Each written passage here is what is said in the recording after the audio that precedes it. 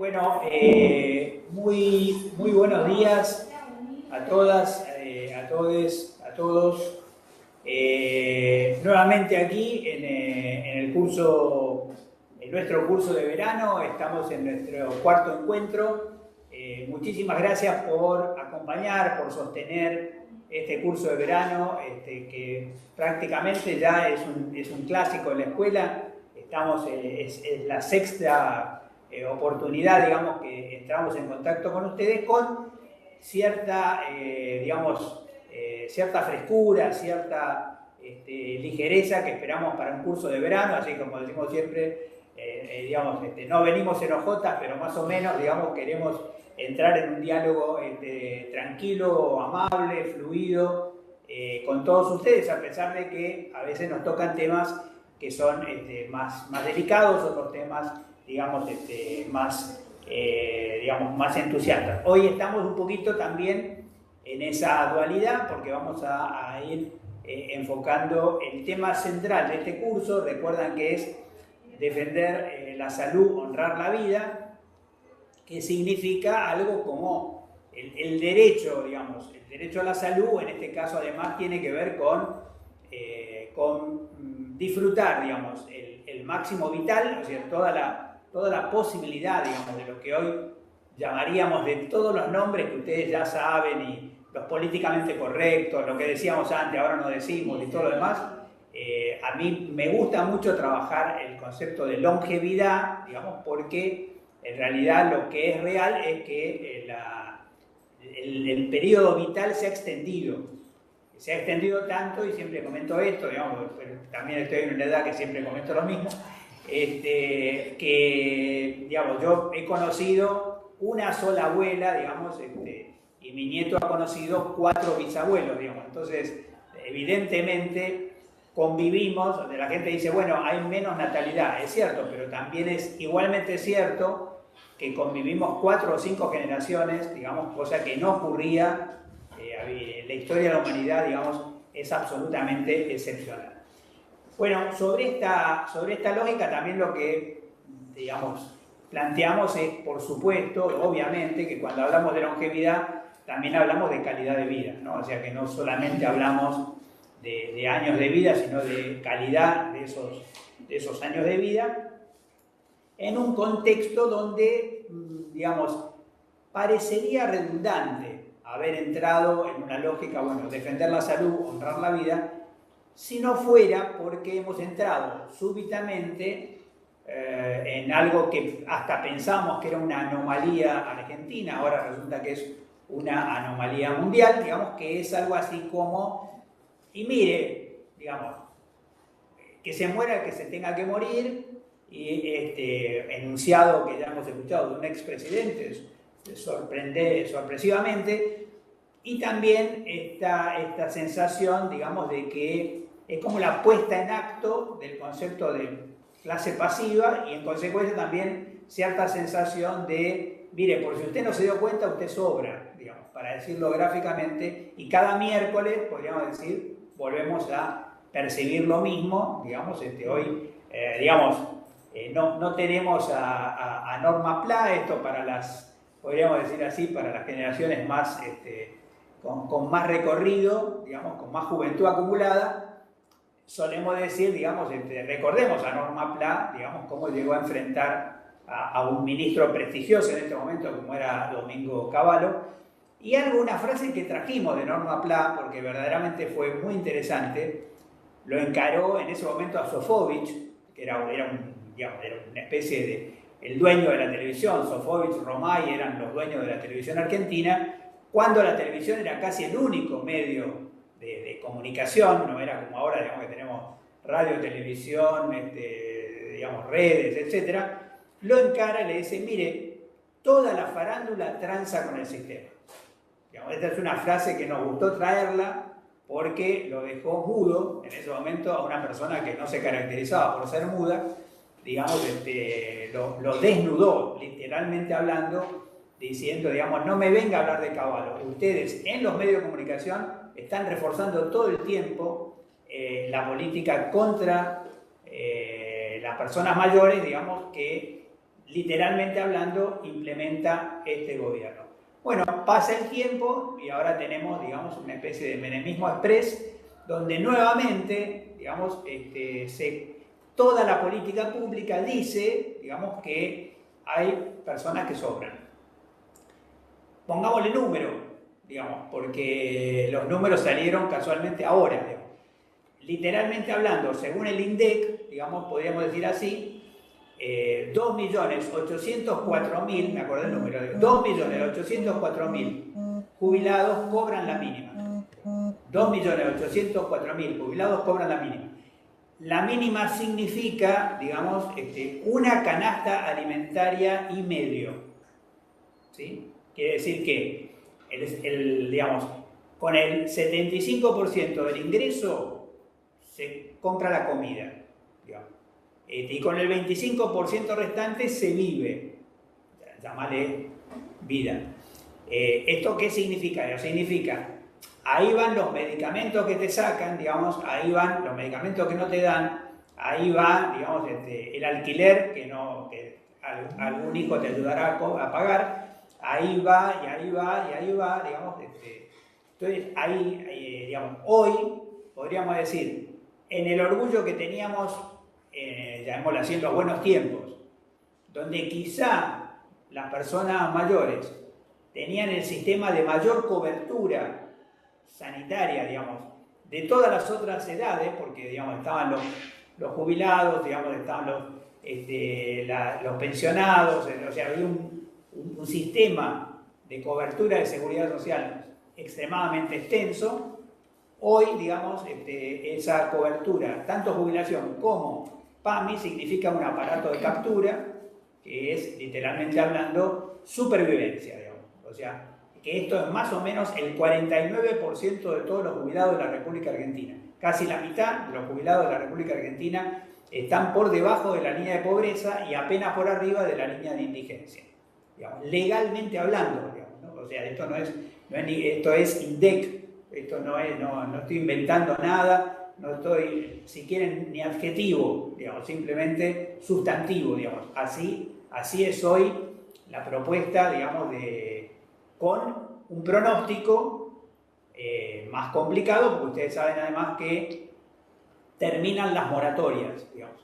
Con lo cual, digamos, toda persona, digamos, que no llegue con los aportes, digamos, a partir de marzo, quedará por fuera de cualquier posibilidad de moratoria, quizá hasta llegar a una especie de jubilación por edad excesiva, digamos. Pero de lo contrario, no se pueden comprar aportes si no te cumpliste o no cubriste, digamos, el total de tus años.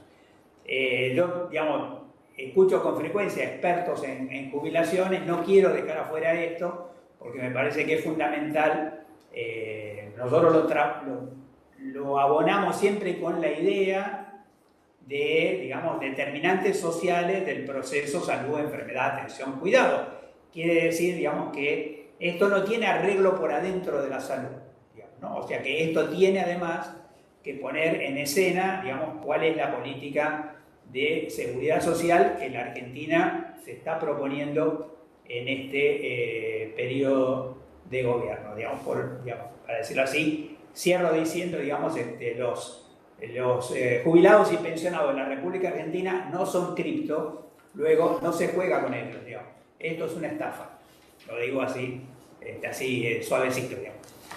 Bueno, dicho esto, disculpe que este marco me pareció importantísimo para hablar de defender la salud, honrar la vida. Digamos, vamos a comenzar hoy con como dicen los presentadores, una mesa de lujo, digamos, con muy queridas compañeras, empezando porque va a ser el orden de presentación, con Celina Hernández. Celina es médica geriatra, digamos, pertenece al grupo jubilada, digamos, educadora, yo diría educadora y muy inserta en la lógica de la educación popular, digamos, de la educación de adultos.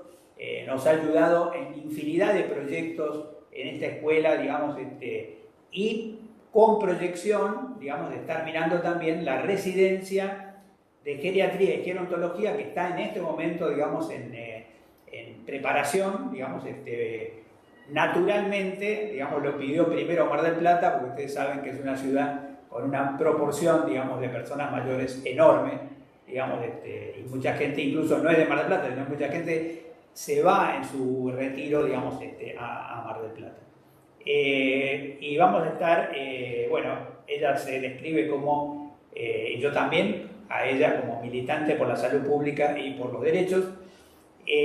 Bueno, y vamos a estar con Soledad Gricia, directora de promoción de derechos humanos de la Subsecretaría de Derechos Humanos del Ministerio de Justicia y Derechos Humanos. Es larguísimo la presentación, pero además, digamos, también algo que me comentaba, digamos que ahora está ahí, pero es de aquí, digamos, sí. Entonces, así que se siente en casa, digamos, en nuestro espacio ministerial. Y Natalia Abajo, digamos, coordinadora del área de salud y envejecimiento saludable de las personas mayores. Este área depende de la Dirección de Prevención de Enfermedades No Transmisibles del Ministerio de Salud y está enmarcada, digamos, dentro de una nueva subsecretaría, ¿verdad? Sí. Así que también nos va a comentar, esto es una novedad relativamente nueva, bueno, una novedad nueva, es una reciente que se ha creado una nueva subsecretaría que mira con atención toda la problemática de los problemas crónicos de salud, para decirlo de una manera más o menos comunicacional. Dicho esto, ya se me fue la mano de tiempo, así que le paso la palabra inicialmente a Celina, que la van a estar viendo ahí en la pantalla. Adelante, Celina. Bueno, Mario, mucho respeto por la historia compartida, infinito agradecimiento desde aquella vez, en el 2012, cuando me acerqué a la Universidad de La Matanza y el que dirigía la carrera, imagínate en la representación social que esto tenía, no era esa carrera, en realidad era el área de salud. ¿Y qué hizo? Me dijo, gracias por sumarte. Ya está, dije, este es el lugar para llegar. Y acá estoy todavía, donde, ¿no? Yo te sigo a todas partes, como dice la canción. Bueno, nada, una fiesta. Y es una fiesta. Lo que pasa es que la vejez tiene mala prensa. Y entonces a mí me gusta empezar a contar que en realidad si tenemos la suerte, me lo enseñó un paciente, si tenemos la suerte de seguir cumpliendo años, entonces vamos a envejecer. O sea que en realidad cada año debe ser disfrutado como el mejor. Lástima que no siempre nos acompañan las políticas públicas y en estos momentos, por ejemplo, este contexto lo que nos hace es padecer bastante el haber envejecido. Pero bueno, lo que vos dijiste es cierto, muy cierto, el 50% de las personas mayores que están jubiladas están en situación crítica de autonomía en cuanto a su capacidad adquisitivas, ¿no? Y sumado a los recortes que estamos recibiendo cada día más de todo lo que es el sector salud, en cantidad, porque no hay medicamentos o no hay descuentos, y en calidad, porque las prestaciones también se han deteriorado bastante. Bueno, yo quería contar, ustedes me ven, ¿no? Sí, que en realidad el proceso de envejecimiento empieza cuando nacemos. Entonces que estaría bueno que podamos darnos cuenta, a ver, perdón, que esto es largo, tan largo como la vida misma, ¿sí? Y que no es que cuando, como venían al consultorio los pacientes y me decían, bueno, ahora que me jubilé, dígame qué tengo que hacer para estar bien. Y en realidad tiene que ver con la historia compartida y cómo uno tuvo herramientas para cuidarse a lo largo de toda la vida. Hay un envejecimiento que no se negocia y es el cronológico, el almanaque. Años cumplimos y el tiempo pasa.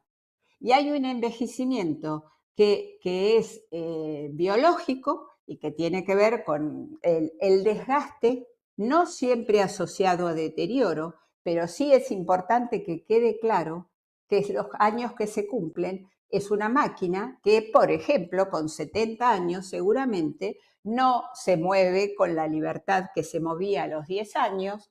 La vista, hay un desgaste sensorial, no siempre asociado esto a enfermedad. Digo, estar viejo no es estar enfermo. Y esta frase espantosa de que si usted a esta edad algo le tiene que doler, no ocurre para nada en los que estamos trabajando permanentemente en el área del cuidado de la salud. La etapa de la vejez tendría que ser, lástima que no nos acompañan, la etapa de plenitud, porque uno está liberado de todas las responsabilidades y en esta etapa tiene que disfrutar.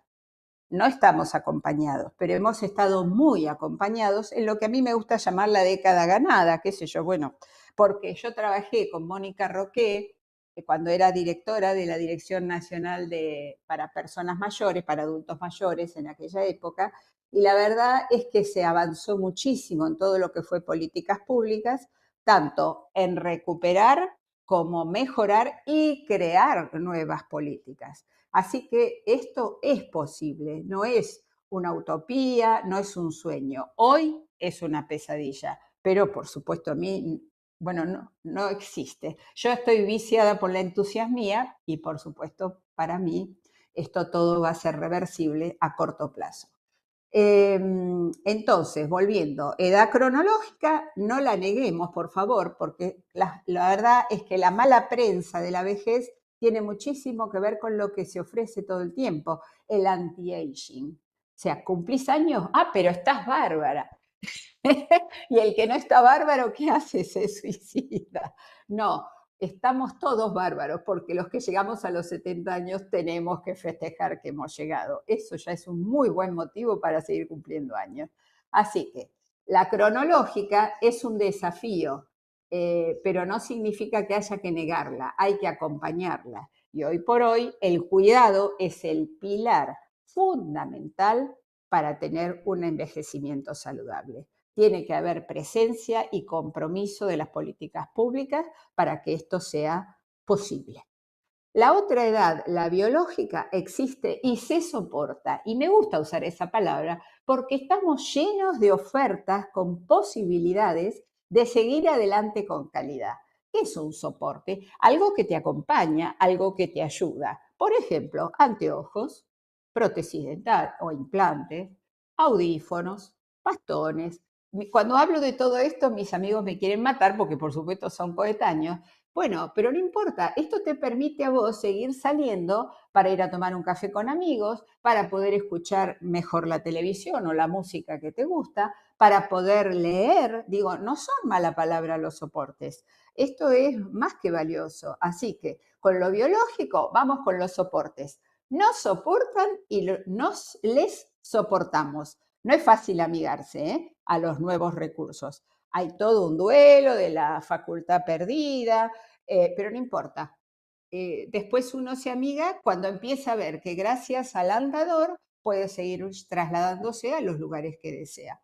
Así que ahí es la importancia del acompañamiento y el cuidado, para que la persona que lo necesita entienda que es un excelente recurso y no que se enoje con el recurso. Y después está la otra etapa, la otra mirada del envejecimiento, y es la social, es el contexto. Y entonces ahí vienen las variables, algunas que son específicas, como puede ser el sexo, el género, la etnia, el país donde está, ¿no? La pertenencia, si es un país que está en permanente conflicto. Imagínense lo que puede ser envejecer en Palestina de lo que puede ser envejecer, no sé, en Alemania. Evidentemente hay diferentes miradas y diferentes situaciones y diferentes historias de vida. Y el tema acá, en este envejecimiento, es lo que ya Mario adelantó y es valiosísimo, que es el tema de los determinantes sociales. Y estos no tienen que ver con la persona en sí misma, sino, una vez más, con la presencia de las políticas públicas que faciliten los servicios que son esenciales para la vida. la salud, la educación, la vivienda, la alimentación, la vestimenta, etcétera, etcétera.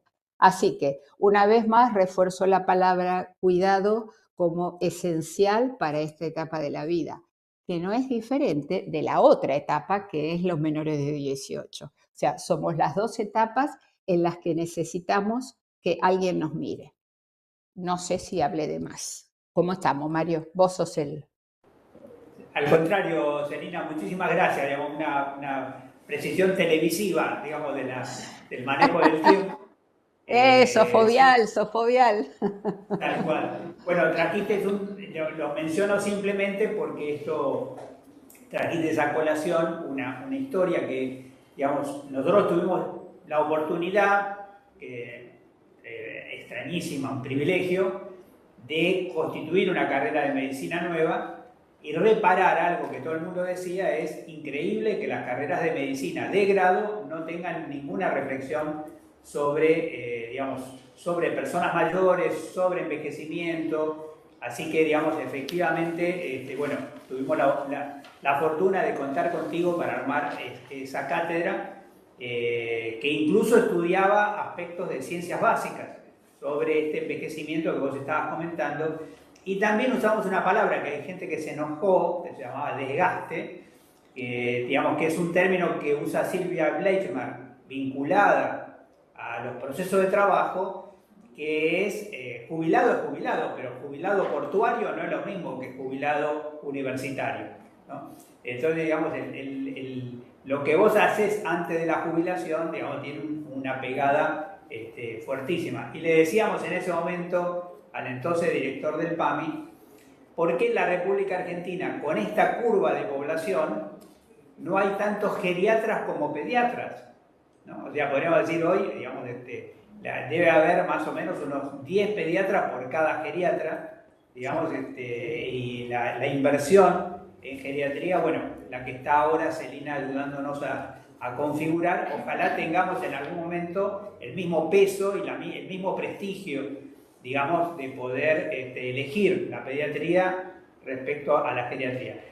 Esto se reproduce también en las otras profesiones, o sea que en realidad la geriatría gerontología es también imaginada, pensada como una interdisciplina, la psicogerontología, bueno, en fin, todo un marco que implica, digamos, poder trabajar en este espacio. Ya la escucharon a Celina y saben que en la segunda parte vamos a ir mucho con las preguntas de ustedes. Entonces, digamos, no dejen de escribirnos por el chat del Webex, si están en el Webex, o por el chat del canal de YouTube, si están siguiéndonos por el canal de YouTube. La ventaja de estar en vivo es esa, o sea que ustedes pueden interactuar. Sabemos que mucha gente nos va a ver después, pero nos parece interesante plantearlo de esta manera. Volvemos para aquí y entonces desde aquí les pedimos un poquito sus reflexiones. Bien, por mi lado, sumar a lo que decía Mario, nosotros pertenecemos a la Subsecretaría de Cuidados de la Salud, dentro está la Dirección Provincial de Promoción y Prevención de la Salud y allí la Dirección de Prevención de Enfermedades No Transmisibles, en la cual orbita el área de salud y envejecimiento saludable de las personas mayores, de la cual soy coordinadora. En relación a lo que comentaba Celina y en conversaciones anteriores de este encuentro, me parece interesante realzar en relación al contexto actual también lo que es el aporte cultural, ¿no? La mirada sobre la vejez que hoy se quiere instalar, que impacta negativamente en lo que tiene que ver las políticas de autocuidado y cuidado de las personas mayores. Hoy día estamos viendo una mirada hacia la vejez que tiene que ver no solamente con la pasividad, sino también se las presenta como desde un punto de vista estereotipado, negativo. En ese sentido, estamos no solamente vulnerando derechos de minorías, como decía Nicolás en el primer encuentro, no minorías en términos de cantidad de personas, porque bien mencionaba Mario, hoy día contamos con una población envejecida en Argentina, cuando hay un 7%, creo, ¿no, Silvina? Hablamos de población envejecida, y provincia de Buenos Aires es una de la segunda provincia en relación a la Argentina que tiene población envejecida. Dentro de nuestra dirección, sí, Celina. Perdón, sí, se define como población envejecida cuando hay un 7% de personas mayores de 60 en la pirámide demográfica. En nuestro país estamos en un promedio de un 18%, altísimo, sí, estamos llenos de viejos. Por eso es importante el tema. Listo. Y en esa línea, en nuestra dirección, donde se abordan políticas direccionadas a lo que son enfermedades no transmisibles que sabemos que impactan en el proceso de envejecimiento, que a su vez tienen una trayectoria de oportunidades a lo largo de la vida, y sumado a lo que decía Celina, de que el proceso de envejecimiento empieza desde el nacimiento, bueno, me voy un poco más atrás, ¿no? También en la gestación, todos aquellos factores que intervienen en las posibilidades de las madres, el acceso a la alimentación, al cuidado. En este sentido, nuestra área de salud y envejecimiento saludable de las personas mayores trabaja no únicamente la línea con las otras áreas relacionadas a enfermedades no transmisibles, sino que promueve el buen trato hacia las personas mayores y busca la mirada del envejecimiento saludable como proceso que se da a lo largo de la vida, incluso dentro de la vejez, ¿no? Esto es importante porque a veces pensamos en el envejecimiento como si cayera a partir de los 60 años, ¿no? A partir de los 60 uno empieza a envejecer y en realidad el proceso de envejecimiento se da a lo largo de toda la vida. Y la vejez es una etapa, la última etapa de ese proceso del curso de vida, y hoy día usamos el término de curso de vida para referirnos a eso, a todas las oportunidades o determinantes que hay a lo largo de la vida de la persona que hacen que cada vejez sea diferente la una de la otra. Es decir, mientras más años acumulamos, distintas oportunidades tenemos, llegamos más diferentes a la vejez.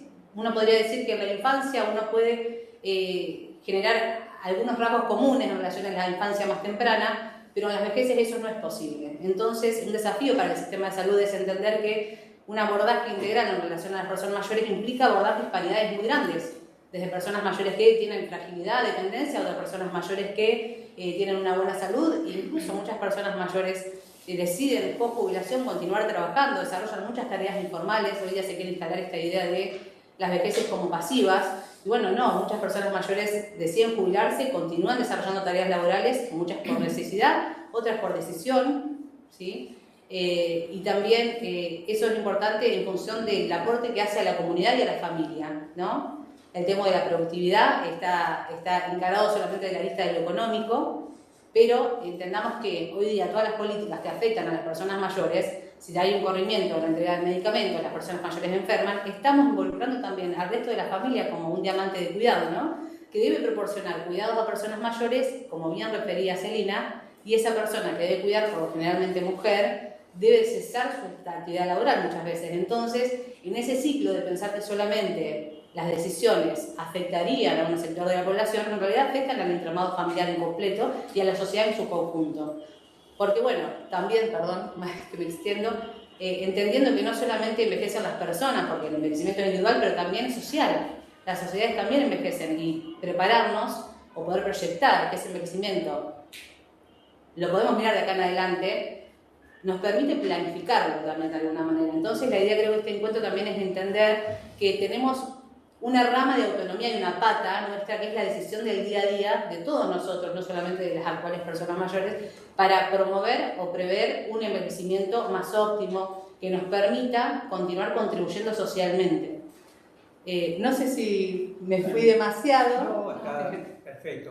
Estabas mencionando algo que me enhebro un poquito con lo que nos pasó en un gran analizador, que fue la propia pandemia, donde ahí nos dimos cuenta que cuando se estaba pidiendo, digamos, que los niños no estén con sus abuelos, ahí descubrimos que los abuelos eran fundamentales para que los padres trabajen.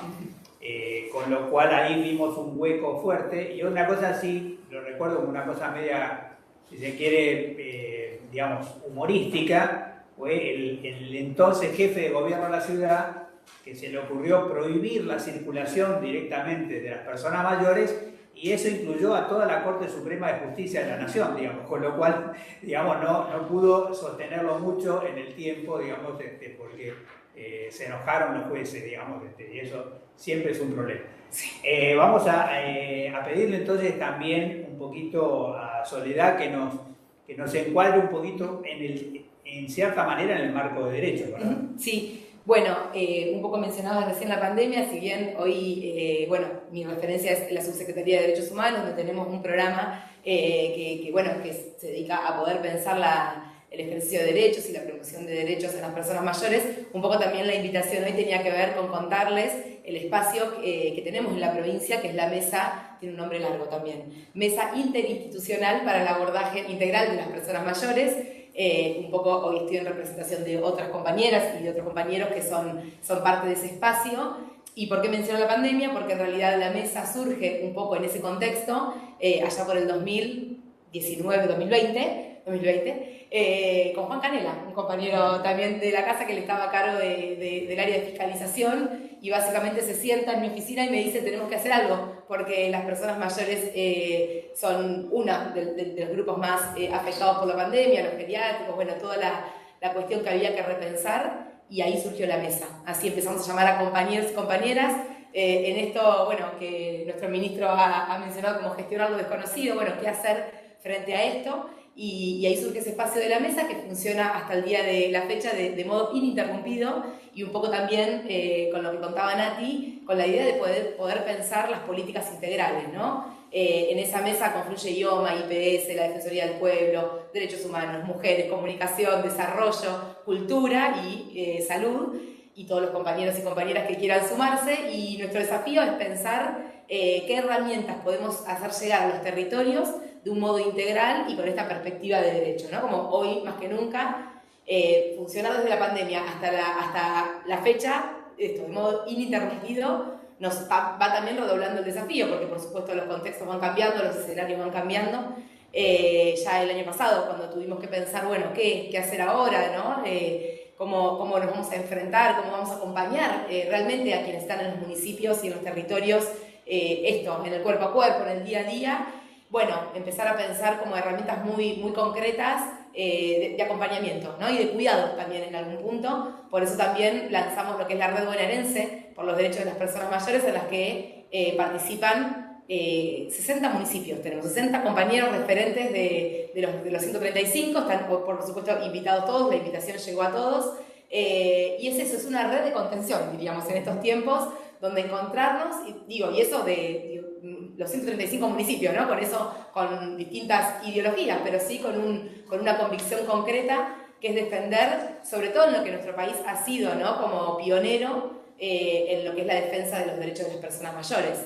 No sé si me puedo meter un poco en historia, pero digo, ¿no? El decálogo de la ancianidad, somos pioneros. Nosotros intentamos como recuperar esto, que todos los días nos quieren hacer creer que no, que nuestro país no tiene, ¿no? Como todo el tiempo tirar abajo, y somos realmente un país que desde 1948 con Eva Perón, donde menciona el decálogo de la ancianidad, cuando todavía no se hablaba de los derechos humanos, pero todavía no estaba la declaración, esto es el 28 de agosto, y también Argentina vuelve a llevar en esa ocasión en agenda, siempre hablamos de los derechos que Eva mencionaba en esa época, ¿no? El derecho a la vestimenta, el derecho a la salud moral, se decía en ese momento, al cuidado, ¿no? Al acompañamiento de las familias.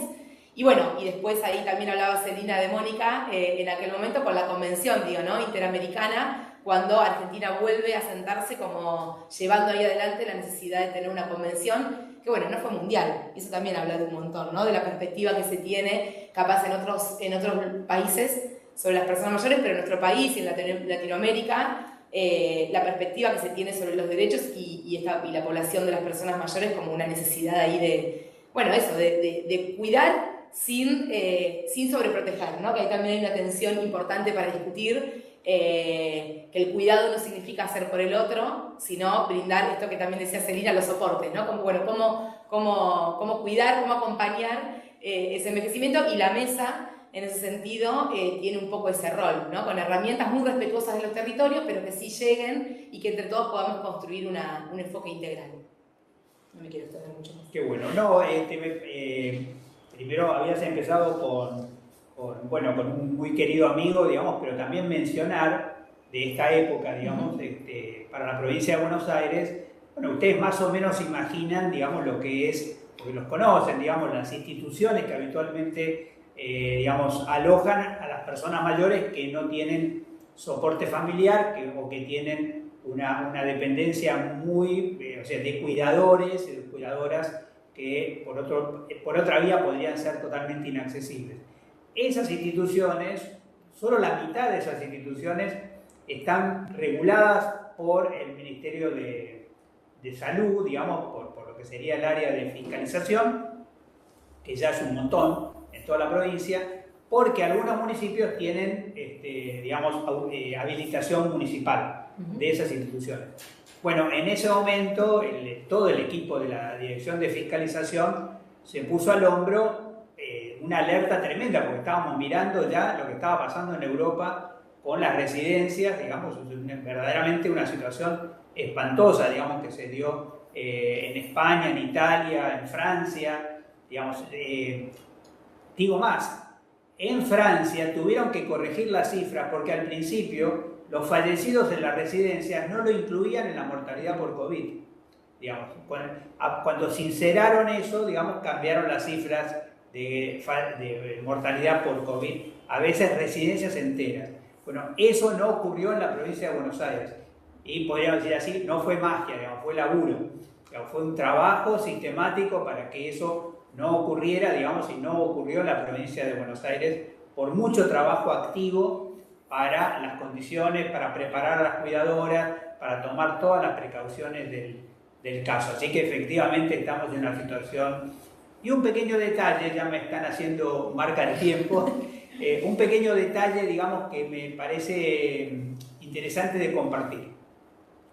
Los países de menor desarrollo relativo en América Latina, digamos, Argentina relativamente tenía un buen desarrollo proporcional, la gente cree que solamente hay aumento de la población mayor donde hay buen desarrollo.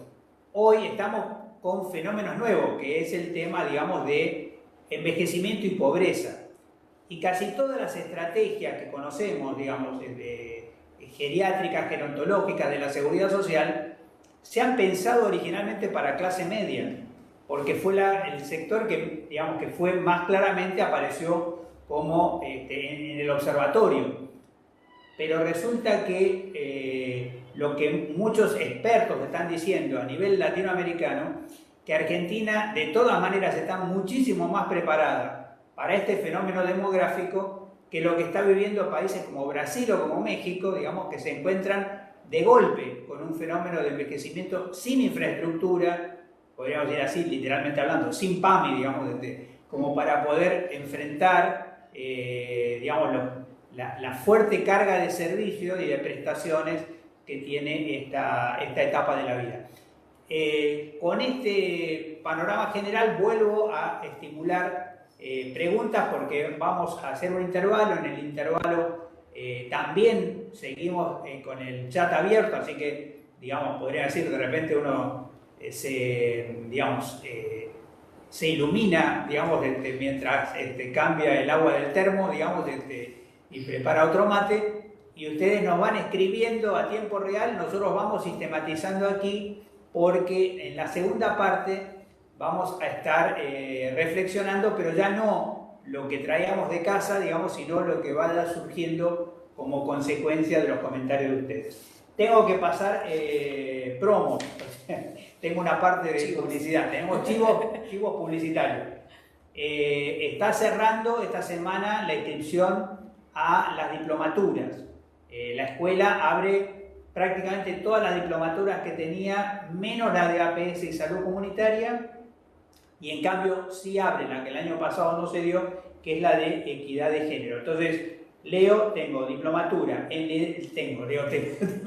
digamos, para el bolsillo del caballero y para la cartera de la dama, estoy ofreciendo casi a precio de diplomatura en liderazgo y gestión en el campo de la enfermería con perspectiva estratégica, diplomatura de equidad de género en salud, diplomatura de formación de formadores en docencia e investigación en salud, de gestión estratégica del servicio de salud, que tiene mucho que ver con conducción de servicios, hospitales, UPA, centros de salud, diplomatura de políticas públicas en salud mental, en pediatría social, cuidados, derechos y aprendizajes, en salud internacional, en VIH, ITS, sexualidades y derechos humanos, salud digital, políticas de cuidado para abordaje integral de violencias y conflictividad.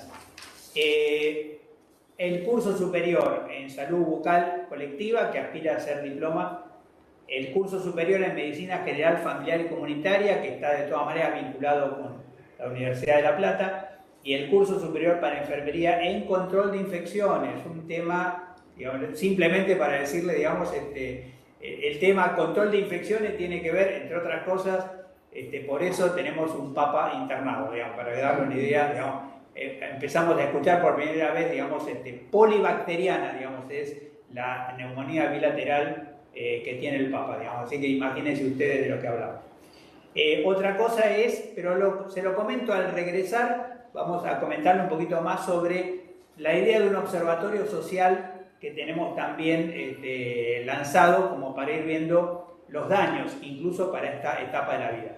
Dicho esto, aquí paro y vamos a hacer un pequeño intervalo, más o menos unos 5 minutos, digamos, ponemos algo en pantalla habitualmente en los intervalos, digamos, y nos vemos, digamos, a las 5 para las 12, regresamos por acá.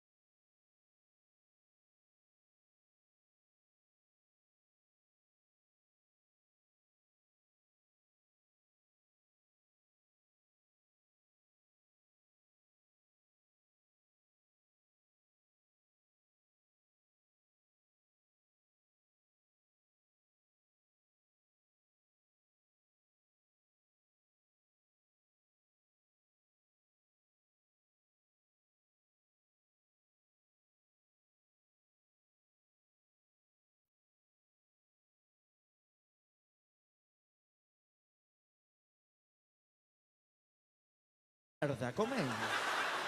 Rata con ala. No come porque se ve que se da cuenta que es papel. Con razón, no me come, murciélago leptospirótico de mierda. Come. Come pa. Ahí tenés más pan. Come.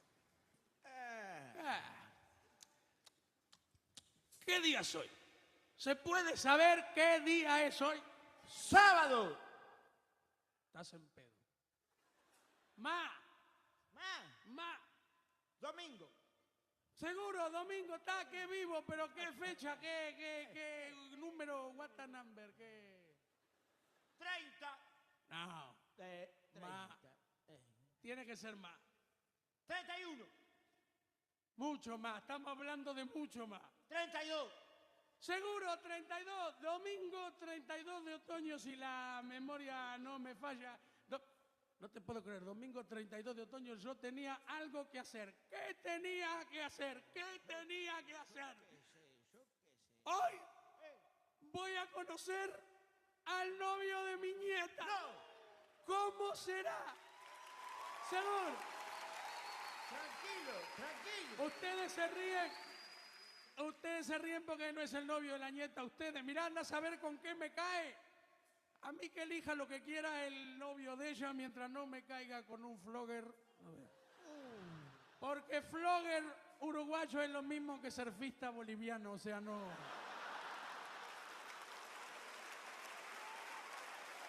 La verdad...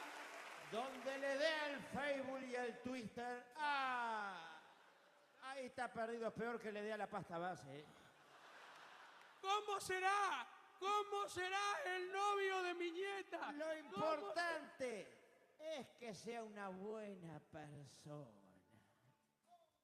Lo principal es que el muchacho sea sanito, que no me fume ni me tome pa' empezar, que haga deporte y se levante tempranito, que coma sano y no le guste trasnochar, en lo posible que sea cauteloso y cauto, que suene el hombre es la virtud fundamental.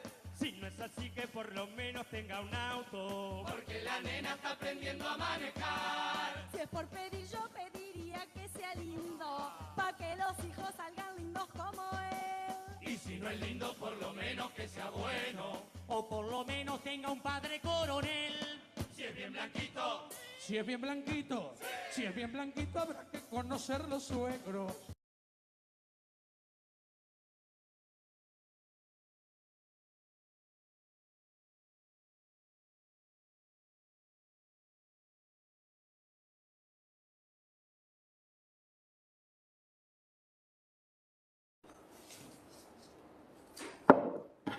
Bueno, vamos recuperando por aquí. Comento un último comentario o aviso, que es: nosotros en este curso empezamos, y después del curso va a seguir abierto, comenzamos algo que poco pomposo llamamos observatorio social, pero le hemos puesto un nombre después más modesto, como es algo así como un buzón de alertas, que es desde donde ustedes estén, desde donde estén trabajando, donde estén en contacto con una realidad concreta, digamos, de nuestros pacientes, de nuestras pacientes, cuando observen algún fenómeno que les parece nuevo, que podrían atribuirlo a la situación social actual, en general decimos, bueno, algo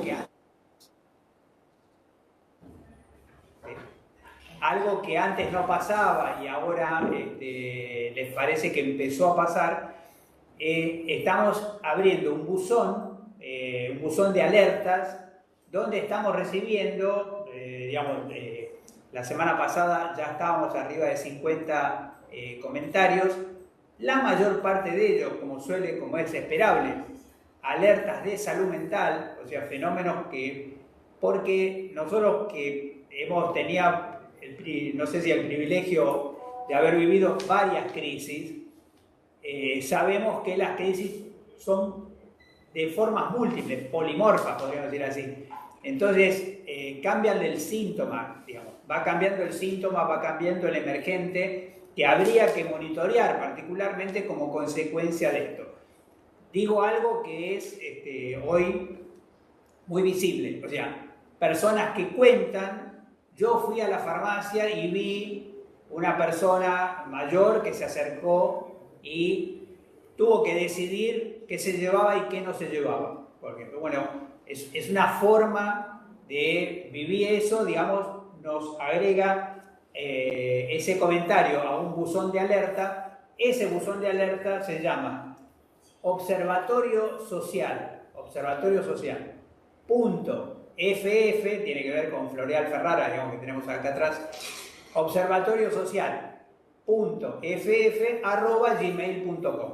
Esa última parte es fácil de acordarse.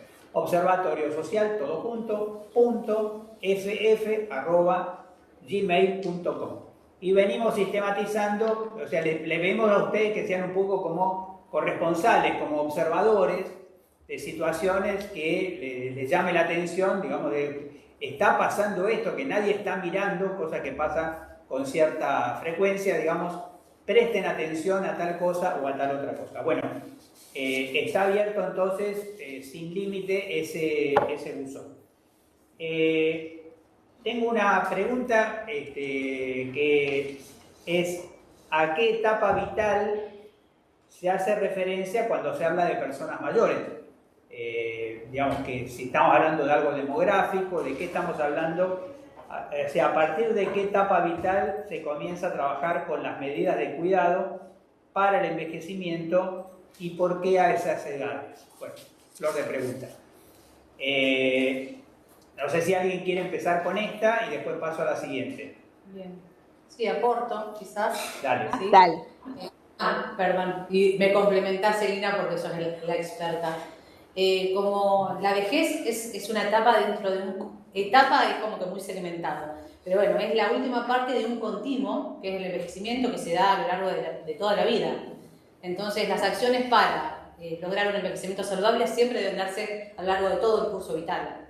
Todas las intervenciones, o sea, ya sea desde la vida intrauterina en adelante, en las infancias, adolescencia, adultez joven, adultez media, hasta en la misma vejez. El proceso de envejecimiento continúa a lo largo de toda la vida y en todas las etapas de la vida uno puede llevar adelante acciones que optimizan la salud. Incluso personas mayores que no tienen hoy día enfermedades no transmisibles, por ejemplo, pueden trabajar en la promoción y prevención de esas enfermedades para retardar la aparición, se van a aparecer, y así lo que buscamos es retardar la aparición de discapacidad o dependencia, que sería como el logro, ¿no? Que la persona pueda por más tiempo tener vida saludable, esperanza de vida saludable.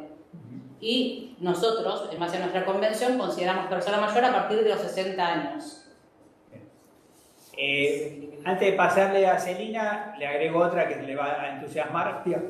Dice, ¿hay ESI en la tercera edad? O sea, ¿cuáles son las principales problemáticas que observan sobre las que es necesario trabajar actualmente? Adelante, Celina. Esa es el millón. Yo no hice la pregunta. Pensaba que nosotros, bueno, participé muchos años, muchísimos años, 13 maravillosos años de la Escuela Sebas, que son los secundarios para adultos que tiene la Escuela de Gobierno, la Floreal. Y es para adultos con orientación en salud. Así que, y en el tercer año, en primer año era el cuidado de infancias, en el segundo año de mujeres, y en tercer año fuertemente contenido en personas mayores. Y entonces, bueno, los estudiantes al egresar en una promoción en el 2018 elaboraron un decálogo del envejecimiento saludable. Y no voy a leer, por supuesto, en homenaje al tiempo, pero les cuento que así como decían, caminar diariamente 20 minutos, orientado a personas mayores, o sea, después de los 80, bueno, le puedes decir todos los días, digo, no, cada cual hace lo que puede, lo importante es que tenga la oportunidad de moverse. Entonces, más zapatillas, menos pastillas. Esta fue la frase y se instaló fácil, así tipo eslogan, ¿no?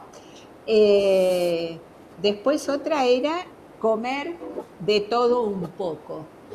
Y la idea, no son frases nuevas, pero son difíciles de implementar. La otra era comer la mitad, moverse el doble y reírse el triple, o sea, la importancia de la alegría, el colectivo social que te acompañe con ganas de. Y la última, y ahí llego para no hablar de las 10, pero sí, la respuesta fue, ¿qué pasa con el erotismo en la vejez? Y nosotros tenemos en ambos la plenopausia, no le hablemos de menos ni de andropausias, sino plenopausia. ¿Y qué significa esto? Que hay que reencontrarse con estos cambios, varios biológicos y varios productos de medicaciones que las personas mayores toman como antihipertensivos, que pueden cambiar el aspecto erótico de un vínculo afectivo. No necesariamente cambia el deseo. Y aquí los estudiantes del SEBAS inventaron la frase, el deseo no se jubila.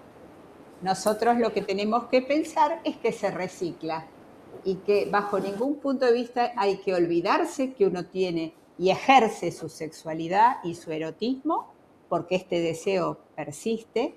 Lo importante también es el cómo. Entonces podemos dar consejerías. Algo cuando aparece y a usted le parece, ¿cómo yo me voy a desnudar y en este cuerpo? Y digo, bueno, menos luz. Y bueno, y que después que la pastilla, la no pastilla, la sequedad vaginal, 10 millones de cosas. Una lista biológica catastrófica para la cual, por supuesto, la industria farmacéutica inventó para todo algo. Pero no es solo eso.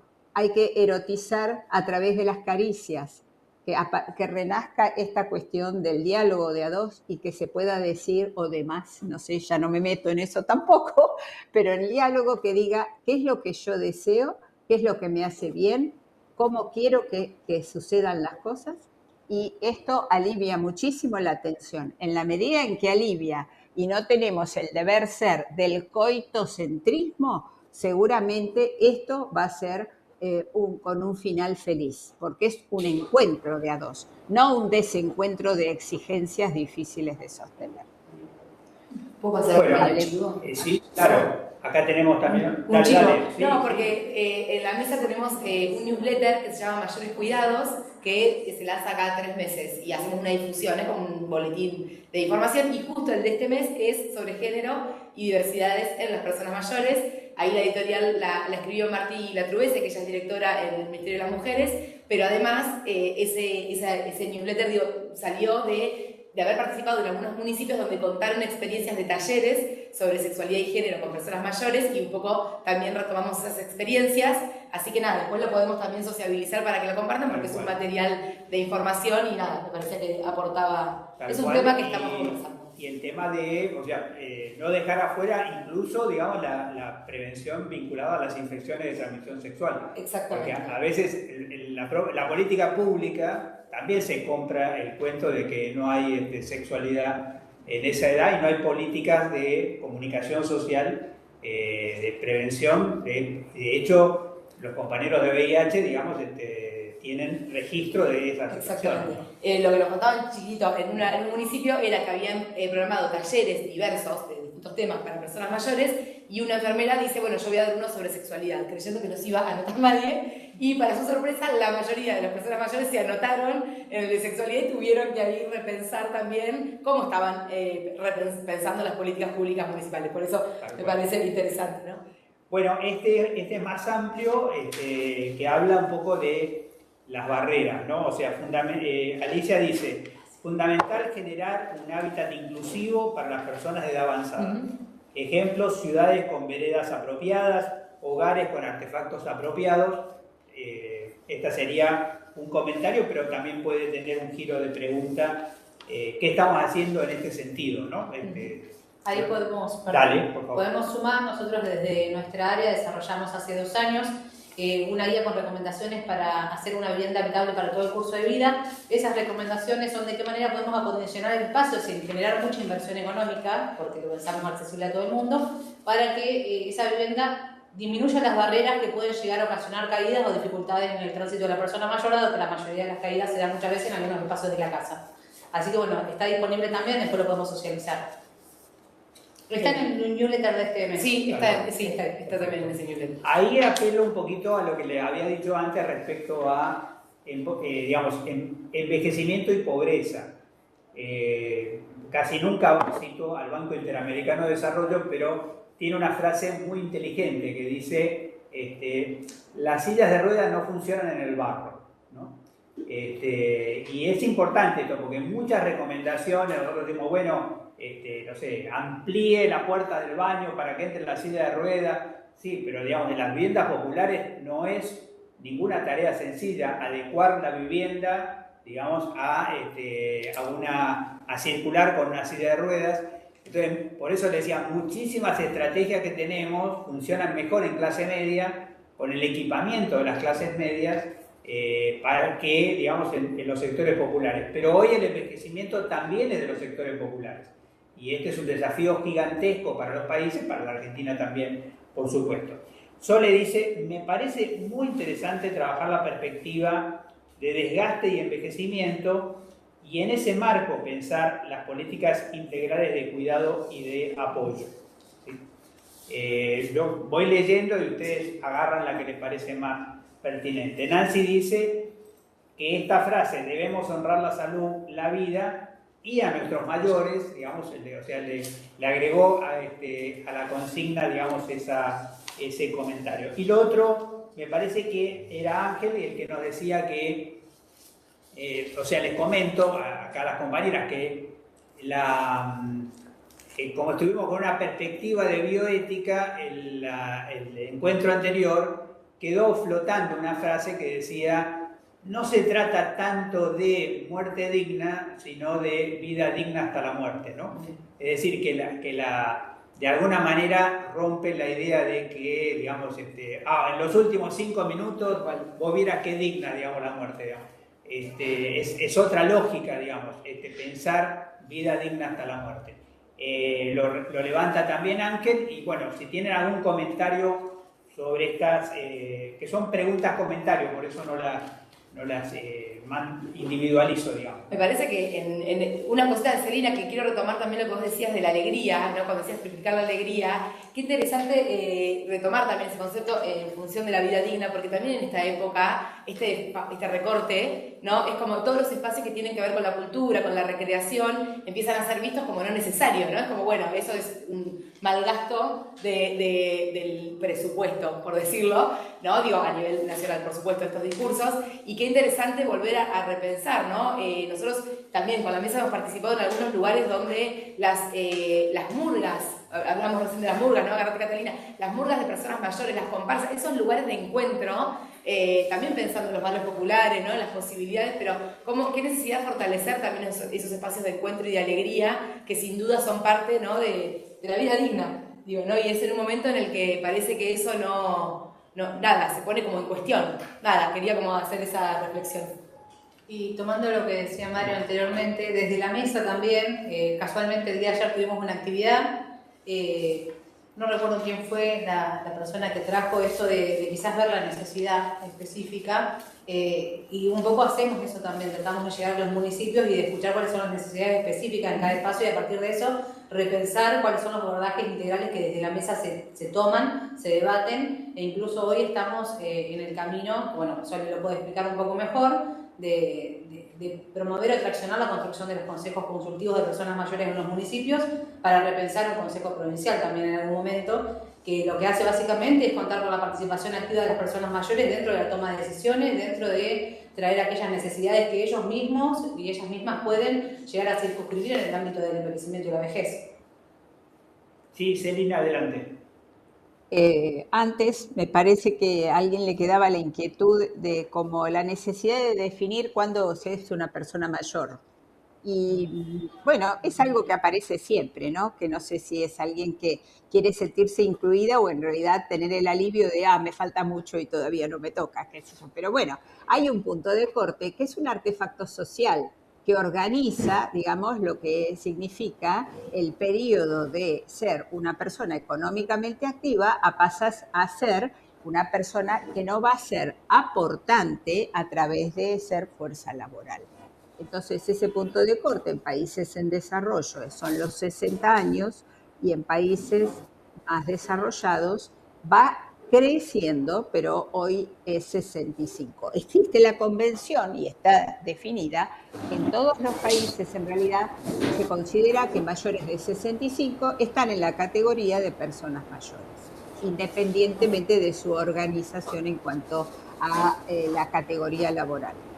El problema acá que nosotros estamos teniendo, en realidad, es quiénes son los aportantes para poder soportar y acompañar a aquellos que cumplen años y no trabajan. Y hoy estamos en un dilema que en algunos países se va, digamos, organizando a través de lo que se aporta en las personas económicamente activas. A ver, infancias, hoy en la pirámide demográfica es 30% de la población. Mayores de 60 años somos un 18%. Sumamos un 48% que no somos económicamente activos. La fuerza laboral queda un 52%, entre los 18 y los 60 años de edad. Esos aportantes hoy, si fuéramos trabajadores del Estado, la ley es, antes era un 11%, cuando yo empecé a trabajar en el año 80, 11% aportaba para el sistema jubilatorio. Después un 14%, después un 16%. Esto es suficiente para sostener el 48% de la población. Es todo un tema y son nuevos problemas y lo que no podemos hacer es no tomarlo como problema. En países desarrollados lo que se ha hecho como oferta de organización es que en lugar de, ya se aporta, por ejemplo, en Alemania un 18.6% del sueldo en la población económicamente activa para sostener esta vejez. Y otra cosa es que se corrió la edad jubilatoria. Los menores de 50 años saben hoy que se van a jubilar a los 67 años, hombres y mujeres, ¿sí? Femeninos y masculinos. Todo el mundo después de los 67. Digo, son nuevos problemas. Aquí no los... Bueno, acá, gatas, podemos llegar con los míos. Bueno, nada, estamos en otro momento. Pero no puedes... no por ello tenemos que dejar de pensar la pregunta el pecado original es ¿qué hacemos con los viejos? Acá, esto nos tiene que conmover, porque ¿quién sostiene 18% de población? Hoy 7 millones de habitantes, ¿sí? Si no hay, en realidad, una fuerza laboral en blanco que esté haciendo los aportes, entre otras cosas, porque los que tienen trabajo, ¿qué calidad de trabajo tienen?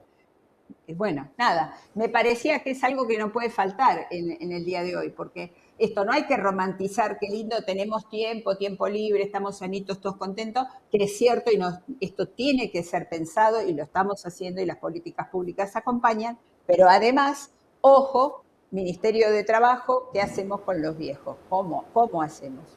Nada, necesitaba plantear este interrogante. No, importantísimo, Celina, esta reflexión. Se me ocurre desarmarla más todavía en 2 o 3 cosas, que es que en realidad cuando hablamos del aporte de los activos, hablamos del aporte de los activos con empleo estable, o con empleo formal, digamos. En un país donde el empleo informal se va extendiendo y se va volviendo cada vez más parecido a que lo normal es lo normal ha dejado de ser el empleo estable. Otra cosa que me parece interesante, porque tenía que ver un poco con el tema de los aportes, los subsidios, no es cierto que el sistema jubilatorio acumule, en realidad, digamos, los activos literalmente financian las jubilaciones, pero queda siempre esta idea, yo aporté toda la vida. Sí, cuando aportaste toda la vida, aportaste para otros, digamos. Ahora, literalmente hablando, son otros que aportan para que vos tengas ese ingreso, pero también el tema de los trabajos no remunerados, ¿no? Porque, digamos, cuando uno hace un análisis económico más amplio, podríamos decir, bueno, tengan presente que una parte sustancial de la incorporación de la mujer al mercado de trabajo es que abuela materna cuida, digamos, ¿no? O sea, que sin abuela materna que cuida, entonces abuela materna está haciendo una actividad económica, cuidando a los chicos para que mamá trabaje, ¿no? O sea que en esas estructuras, una sociedad que se piensa en forma integral es una sociedad que también empieza a pensar la retribución del trabajo de cuidado y empieza a analizar, digo esto, ustedes pueden decir, qué utópico, esto está analizando hoy el Brasil de Lula, está analizando concretamente, digamos, cuánto sale, cuánto aporta, digamos, el cuidado y de qué manera el cuidado se vuelve un trabajo remunerado, digamos. Y como estamos viendo, ¿no?, es el cuidado de los menores, o sea, de los menores, de niños, niñas y adolescentes, es el cuidado de las personas mayores, es también el cuidado de las discapacidades, ¿no? Entonces, todo ese espectro es un espectro de una sociedad equitativa que tiene que pensarse un poquito para adelante. Yo tengo también la pregunta que quedó un poco flotando, calculo que es culpa mía por el comentario sobre los sectores de menores ingresos y cómo se acercan las políticas públicas a los sectores más vulnerables. Esta es una linda pregunta, reflexión. Y la pregunta es si hay espacios de participación para que la ciudadanía participe en la definición de las políticas públicas. ¿Por qué creen que hay menos profesionales interesados en abordar este campo de problemáticas en relación al interés que se observan sobre otros grupos poblacionales? ¿Sí? Como pusieron la palabra ciudadanía, sí quisiera decir una ventaja de las personas mayores. Respecto a los niños, las personas mayores votan. Y votan, y por cierto que con ese numerito de repente te tuercen una elección, digamos. Así que podríamos decir, señores, personas mayores, digamos, voten bien, digamos, porque ya están viendo que hay repercusiones directas de votar mal, digamos, vamos a decir así. Fíjense qué elegante que estoy hoy, una cosa que me sorprende a mí mismo. Y el espacio de participación, capaz un poco lo que decía Nati recién, nosotros tenemos en provincia una ley que no recuerdo ahora el nombre exacto, pero que estipula la creación del Consejo Provincial de Personas Mayores, que un poco es lo que trabajamos el otro día en un encuentro que tuvimos en esta red que les contaba hoy con los municipios, que hoy no está sesionando, que hace 14 años que no sesiona, creo que hay una experiencia muy acotada, estaba también en Nación, entiendo que ahora no está funcionando, y en realidad un poco es una ley que es bastante compleja porque está pensada con una participación como muy exhaustiva de cada uno de los funcionarios del gobierno provincial, pero además requiere de la participación de consejos locales, es decir, los consejos creados en los municipios, que hoy concretamente en provincia hay 30, nada más de los 135. Entonces un poco ese conversatorio fue para impulsar la creación de los consejos a nivel municipal, que es donde básicamente participan las personas mayores a través de sus centros de jubilados, que es como el espacio, ¿no?, de participación que uno más conoce. Adhiero acá a Mario a pensar también un poco la vejez en los sectores más populares, donde quizás ese tiempo no permite, ¿no? Digo, personas que seguramente siguen trabajando con la checa, con el llegar al día para poder comer, entonces, bueno, quizás los centros de jubilados son difíciles de ocupar por esos sectores. Me parece interesante el desafío, que más que una pregunta diría que es un desafío, cómo llegan las políticas públicas a los sectores más vulnerables. Y después otra cosa que quería decir es que esto de por qué creemos que hay menos profesionales, dejo después a mis compañeras, pero yo la verdad que lo que sí siento de un tiempo a esta parte y del tiempo que tenemos con la mesa es que nosotros a donde vamos con esto hay un montón de gente interesada en, creo que quizás tiene que ver con lo cultural de que no ha habido espacios formales, ¿no? Digo, esto de poder pensar la residencia ahora y demás, pero la realidad es que nosotros tenemos como mucha convocatoria, capaz que no tanto, digo, en mi experiencia en la subsecretaría con otros temas, pero con personas mayores tenemos mucha participación de mucha gente intentando encontrar herramientas para abordar la problemática. Eso, digo, a título personal lo digo, no sé qué opinan mis compañeros de mesa hoy, pero la realidad es que nosotros vemos mucho interés, al menos, en formarse para abordar la problemática. Sí, creo que tiene que ver con la formalidad, como decís, incluso las formaciones de base. Yo de base soy licenciada en psicopedagogía y es una carrera que puede tomar el abordaje en personas mayores, sin embargo la inclinación de la formación nunca incorpora el término vejeces y lo empieza a incorporar hace poco y siempre que lo incorpora es del nido vacío, la pérdida, el deterioro. Entonces creo que también se genera una representación a nivel de los profesionales de la salud, de los trabajadores en general, que tiene que ver con una etapa de carga, si se quiere, de problemáticas. Entonces se termina no eligiendo, cuando en realidad lo que estamos trabajando hoy desde la mesa y desde cada uno de nuestros sectores tiene que ver con quizás desarmar, desarticular y desaprender eso que se nos ha ido dando socialmente también, que es la idea respecto a qué significa ser viejo y envejecer. que creo que ese es el desafío también para después pensar todos los otros caminos y sectores a los cuales hay que llegar.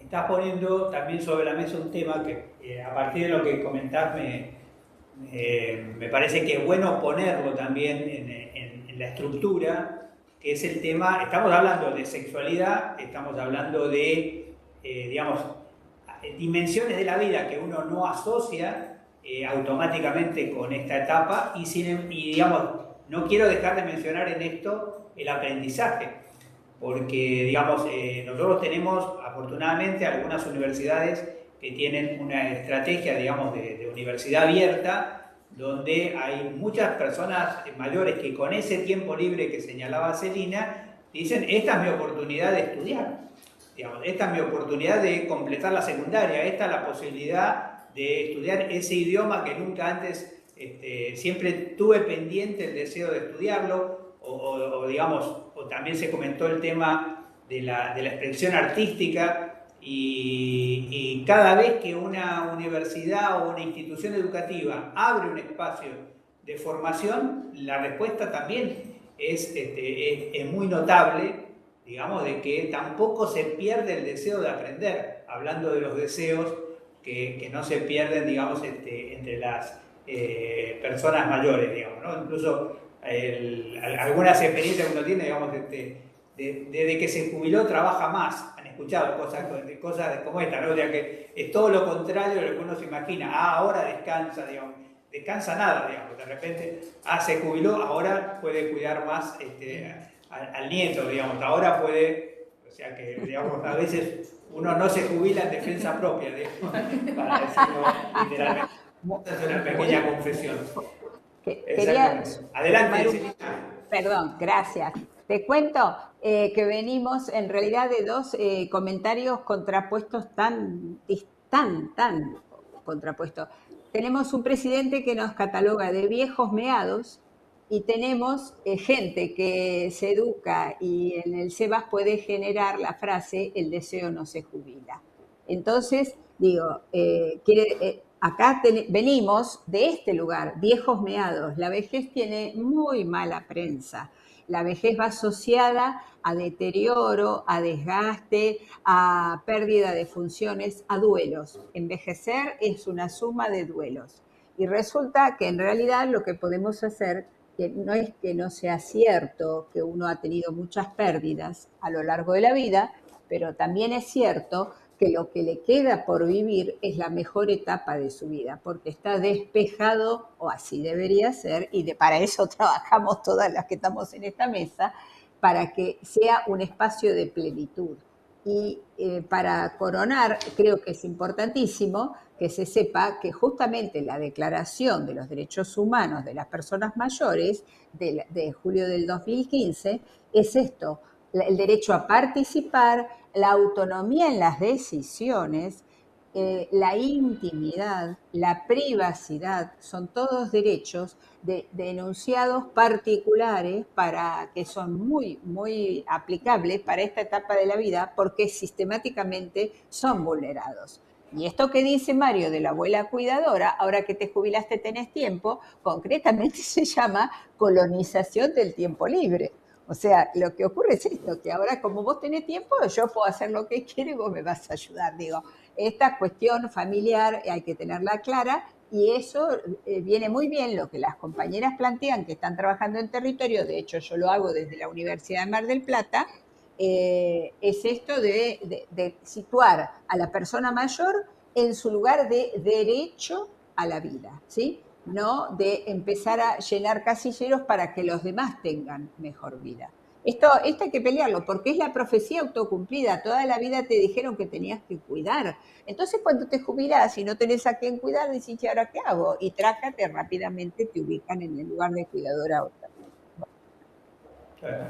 Tal cual. De hecho, Celina, también en relación al tema de la elección profesional, ustedes saben que, digamos, depende mucho de cuando uno elige objeto y tiene una profesión que puede migrar, digamos, puede elegir esto o el otro, generalmente se referencia mucho también con el prestigio social del grupo con el que uno va a trabajar.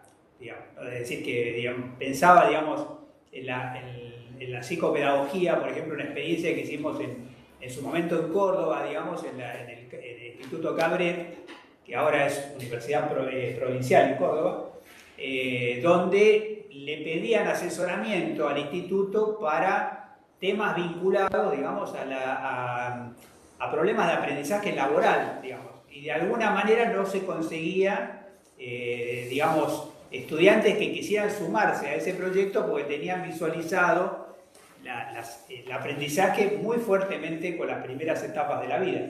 Entonces, y nosotros vemos aquí, comento también esto porque nosotros hemos empezado a poner el ojo también en educación en y para la salud. Esto es una residencia nueva ya, digamos, estamos recién por la tercera apertura, pero empieza a convocar profesionales de la ciencia de la educación para meterse adentro del corazón de los servicios de salud, y los problemas que aparecen tienen que ver mucho con situaciones a veces extremas, como por ejemplo niños internados, internaciones prolongadas que no pueden ir a la escuela, o personas mayores, o bibliotecas volantes, digamos, que están en este momento algunos hospitales, en el caso de Escobar, digamos, donde la biblioteca pública está trasladando, digamos, al hospital, donde uno no se da cuenta que hay personas con internación crónica que pasan mucho tiempo, digamos, sin poder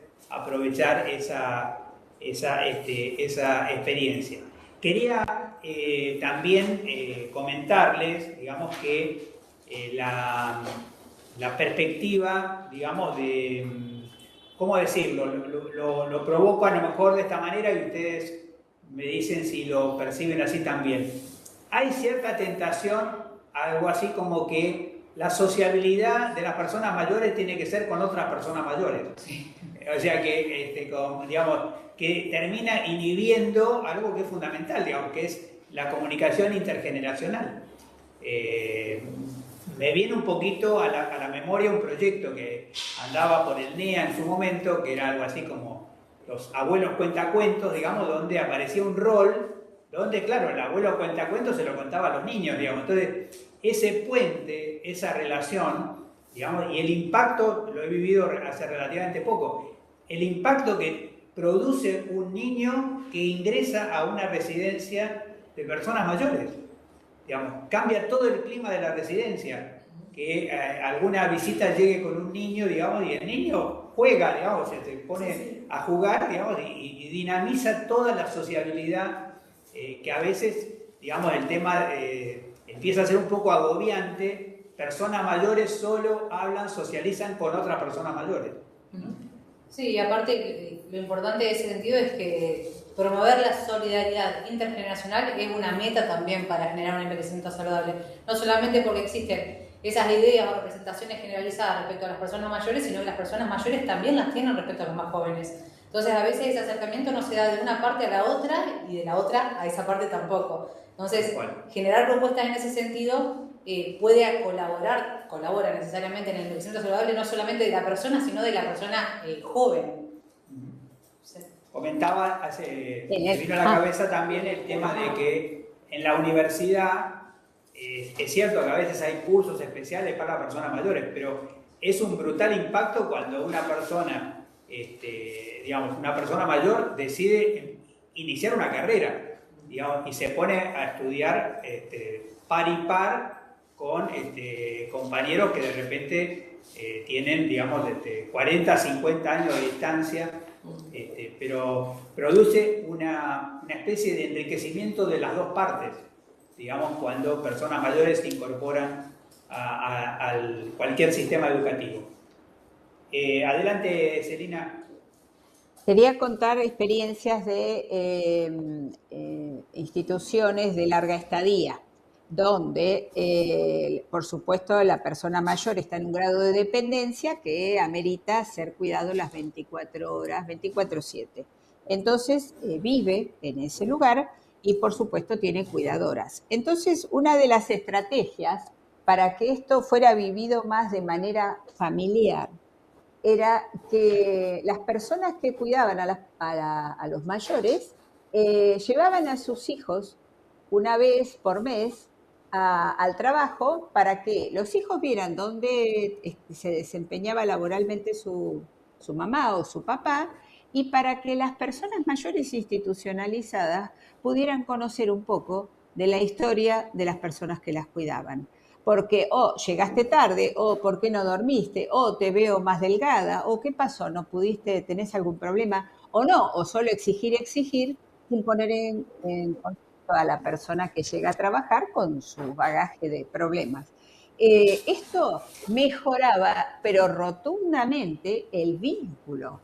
Y lo que hacía era, al mejorar el vínculo, la persona mayor era facilitadora en el trabajo del personal que cuidaba, porque podía entender, lo humanizaba. Mirá ¿no? Qué necesidad de llegar a este extremo. Pero bueno, el hecho de que conocieran que son no solo cuidadoras en su trabajo, sino que cuando llegan a casa además tienen familia y montones de exigencias, y después esto de en el taller tejí esto, tomá, llévale a tu nene, o el nene le hacía la cartita y le llevaba a la persona mayor, se instalaba un vínculo familiar entre la cuidadora y la persona que era cuidada.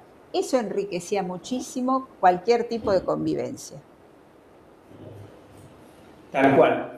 Tenemos ya más preguntas, está buenísimo porque estamos hoy, afortunadamente, quiero contarles a ustedes, porque es mérito de nuestros panelistas, digamos, es del curso de verano, es donde más preguntas hemos estado recibiendo, así que está buenísimo esto. Pero quería comentarle algo, si se quiere, del nivel de las reflexiones y de las preguntas. Va a ser raro por ahí lo que les cuento ahora, pero yo sigo los domingos a la tarde un programa de un periodista que le tengo mucho respeto, que es Tony Coleman, digamos, pero resulta que tiene una asesora sobre jubilaciones. Y definitivamente el programa tiene como dos partes, de una parte más de análisis de noticias, novedades políticas, que tiende a trabajar ese momento medio melancólico del domingo a la tardecita, digamos, pero después viene algo que a mí me impacta mucho, que es la naturaleza y la calidad de las preguntas de las personas vinculadas básicamente con el ANSES. O sea, básicamente son todas preguntas vinculadas con la jubilación, que cuánto cobro, cuándo me presento, etcétera, etcétera. Yo siento, la verdad, cada vez que voy escuchando el programa, digo, debería haber un programa igual para el PAMI, digamos, porque digamos, la cantidad de huecos, la cantidad digamos, la idea de inquietudes de alguien que de alguna manera vaya resolviendo los problemas, ayudando a resolver los problemas tácticos, porque son infinidad, digamos, qué medicamento cubre, cuál no cubre, es decir, es infinita la cantidad de recursos incluso que son derechos de los pacientes, pero que no se ejercen porque nadie comunica que es un derecho y que se puede. Y hay cosas, digamos, de una complejidad que se aleja incluso de la lógica médica, del acceso al medicamento, digamos. O sea, digo a propósito, colchón antiescaras, concretamente, ¿es un derecho o no es un derecho? Digamos, ¿no? Una silla de ruedas que funcione, ¿es un derecho o no es un derecho? Queda todo en el tema. A veces parece que el PAMI fuera una organización filantrópica, digamos, o sea, que no es ALPI, es el PAMI, o sea, lo pagamos entre todos, digamos, tengamos presente el control sobre esta institución porque es una joya, digamos, del PAMI que hay que cuidar entre todos, digamos, porque lo financiamos entre todos, pero es una institución de construcción de derechos, no es, vuelvo a repetir, no es una sociedad filantrópica. Entonces, quería, si en algunos casos ustedes tienen también aspectos, llamémoslo así, tácticos, prácticos, también compartámoslo porque a lo mejor muchos de los compañeros que nos están haciendo llegar estas preguntas están trabajando también con personas mayores y de repente pueden ir surgiendo aspectos muy puntuales. Uno que yo le hacía hace muy poquito en un programa de radio que también me olvidé de decir, estamos saliendo en paralelo con Radio Floreal, digamos, acá lo tengo de este lado, yo me veo al revés, entonces no sé qué es derecha o izquierda, creo que tengo para acá, digamos, donde dice Radio Floreal, es lo pueden sintonizar ustedes directamente ponen en el Google Radio Florial y los manda directamente al programa en vivo o a programas grabados anteriores. Bueno, lo que decíamos, le preguntaba un poco a Norberto, para dimensionar también el problema, digamos. O sea, por ahí Norberto Japonik, un compañero que es clínico, y yo le decía, bueno, percibamos por un momento qué significa que el paciente llegue a la farmacia, mire las alternativas que tiene, explore su bolsillo y diga, y bueno, el antihipertensivo no me alcanza. Digamos. O sea, ¿qué significa eso en términos de la próxima consulta cuando vos vas a recibir a esa paciente y te dice, no, hace un mes que no tomo más los antihipertensivos, ¿no? Y dentro de 3 meses hace un accidente cerebrovascular. O sea que hay, digamos, empieza a resultar la pregunta, lamentablemente en salud, es mucho más fácil visualizar los derechos perdidos que los derechos de las personas que nunca lo tuvieron, ¿no? Entonces, en el caso del PAMI, el retroceso de esas prestaciones es concretamente vulnerar derechos. Digamos, son prestaciones que en un momento tenías, en otro momento lo dejas de tener y tienen impacto directo sobre, digamos así, sobre la exploración de tu máximo vital, o sea, que lo que vos podés vivir, digamos, con la tecnología disponible en este momento, depende del acceso también a esos medicamentos, al estilo de vida, a todo lo que hemos estado conversando, pero también al tema de, hay medicamentos que son vitales.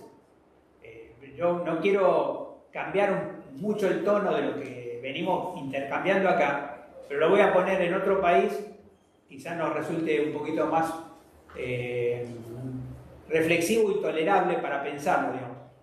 En Estados Unidos, una empresa consigue comprar el monopolio de la insulina, le agrega un 0 automáticamente al valor unitario de la insulina, y hoy en los Estados Unidos hay personas que se mueren porque no pueden comprar la insulina.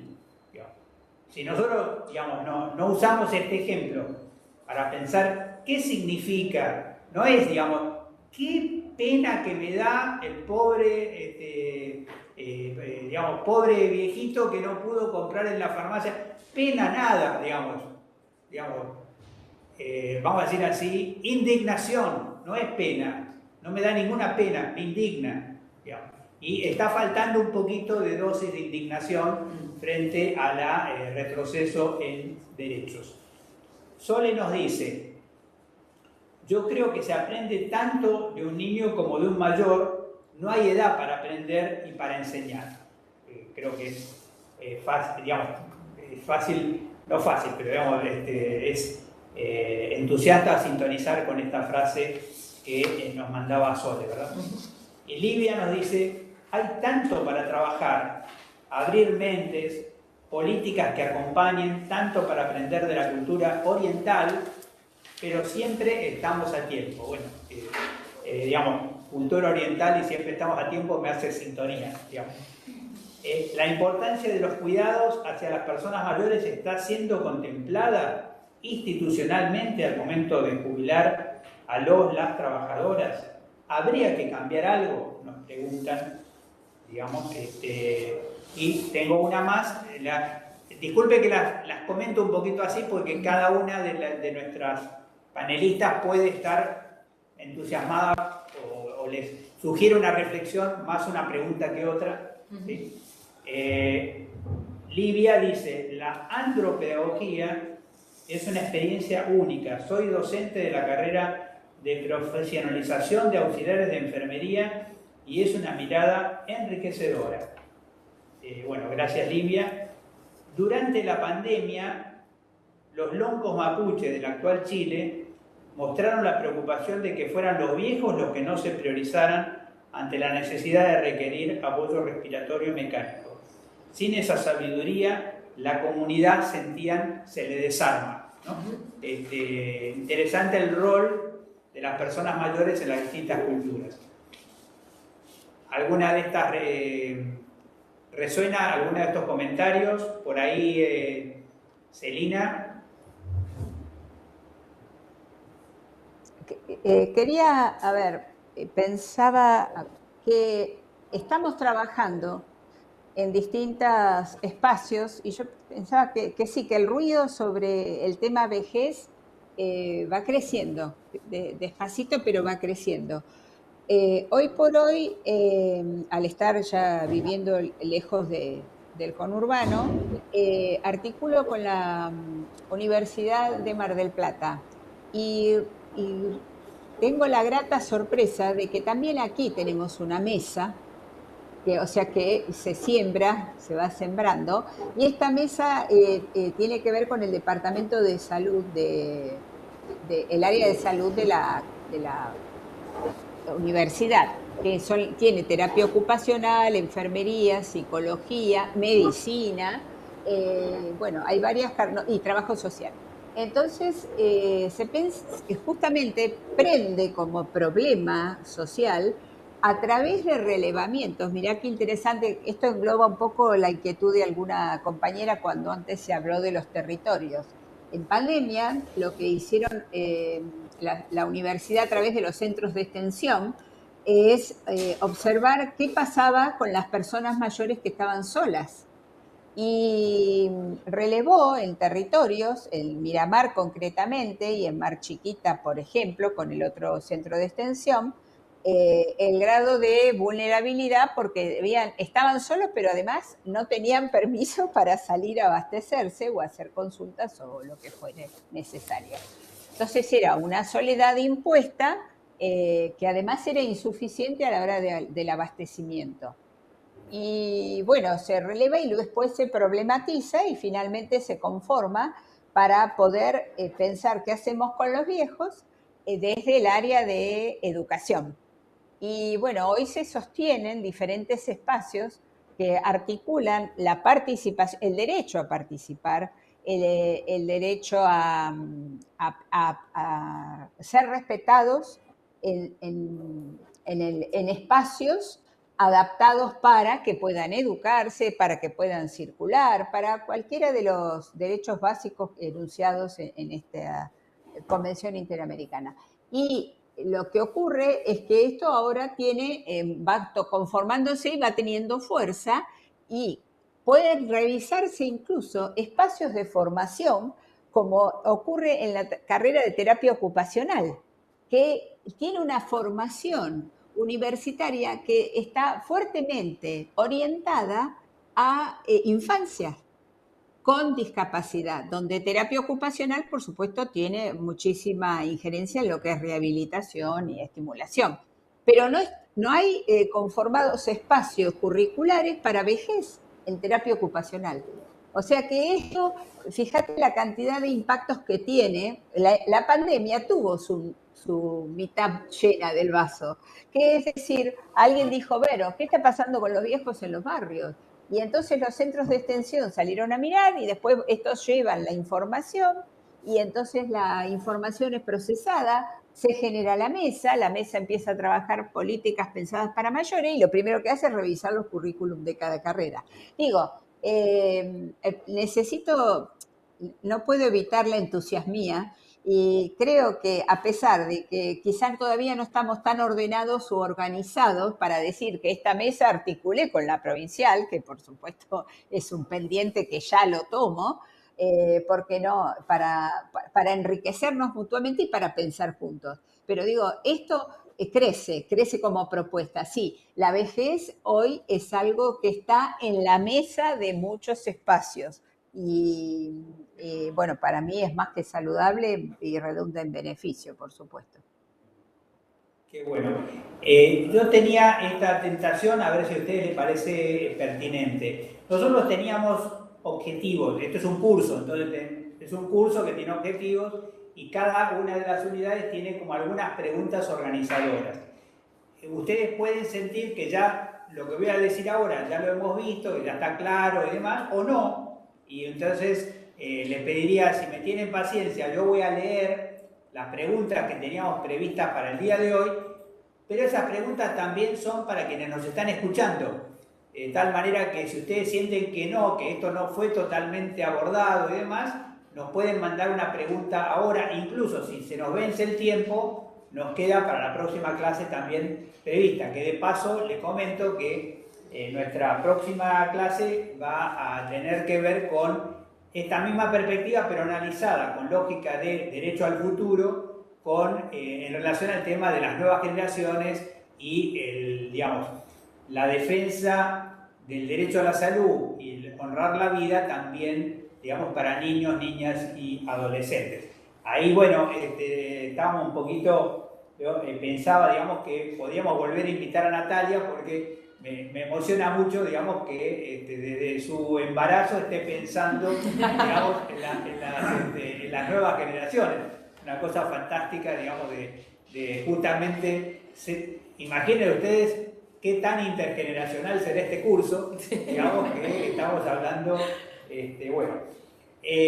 Lo voy leyendo despacito y si ustedes sienten que tomen alguna notita, digamos, y hacemos como una reflexión final porque ya estamos en los 10 minutos cercanos al cierre. ¿Qué nos habíamos propuesto? Compartir con ustedes el envejecimiento como un proceso que incluye aspectos físicos, psicológicos, culturales, sociales y políticos, ¿no? Creo que barrimos un poquito esto, pero sientan ustedes si está esto más o menos cubierto. La participación activa de las personas mayores en la sociedad. ¿Qué estrategias en salud existen para la integración generacional? ¿Existen políticas públicas que favorezcan el bienestar integral de las personas mayores? Creo que esto hemos recorrido un poco más en extenso. La importancia de la educación para mejorar la inclusión y la participación. La capacidad de tomar decisiones a lo largo del proceso de envejecimiento. Ahí no mencionamos algo, pero también, por ejemplo, a veces las personas mayores, dice, consentimiento informado, ¿de la persona mayor o de un familiar? Digamos, ¿por qué de un familiar? Digamos, ¿no? ¿Qué factores influyen en el envejecimiento saludable? Y ahí tenemos un neologismo en el juego que es, ¿qué es el edadismo? Digamos, o cómo evitar la discriminación hacia las personas mayores en el ámbito de la salud también, ¿no? Estos eran los objetivos que nosotros hemos planteado. Nos dirán ustedes si les parece que hemos recorrido esto y si aquí desde la mesa, desde el panel, les parece que deberíamos agregar, reforzar, resaltar algo que quizá les parece todavía que no fue suficientemente aclarado. Ahí, Mario, respecto a la de consentimiento informado, me parece que una ley, a veces le queda un poco olvidada, la ley de derechos del paciente. No me acuerdo exactamente, la 26.529 creo que es. Para mí es una ley que es maravillosa, yo soy psicóloga, y utilizarla mucho también, bueno, digo, historia clínica, pero consentimiento informado me parece que ahí está muy bien explicado, digo, con personas mayores, el plus de lo que vos decías. Ahí me acuerdo Mónica que siempre contaba la anécdota de cuando entraban las personas a la residencia, que les retiraban el DNI y automáticamente el consentimiento pasaba a ser del familiar que acompañara, ¿no? Y me parece como la identidad, la toma de decisiones, bueno, esto un poco que decíamos de que trabajar el cuidado no significa elegir por el otro o hacer por el otro, sino sostener, acompañar, brindar apoyo para que lo pueda hacer. Pero nada, quería rescatar esa ley porque nosotros en la mesa la hemos trabajado también y me parece que es como una joyita de aquella época en la que las leyes nos acompañaban y ampliaban derechos, ¿no? de aquella década ganada, entonces me parece que es importante retomarla y desde ahí una herramienta posible, ¿no? para pensar, digo, las leyes como herramientas, que no queden allá arriba, sino bajarlas y poder pensarlas en el territorio, es un desafío. ¿Algún comentario, Natalia? Sumando a lo que mismo que decía Soledad, por ahí todo esto cae un poco en lo que tiene que ver con el edadismo, que nosotros en realidad usamos el término viejismo, para hablar acerca de las discriminaciones, los estereotipos y prejuicios que existen hacia las personas por la edad que tienen.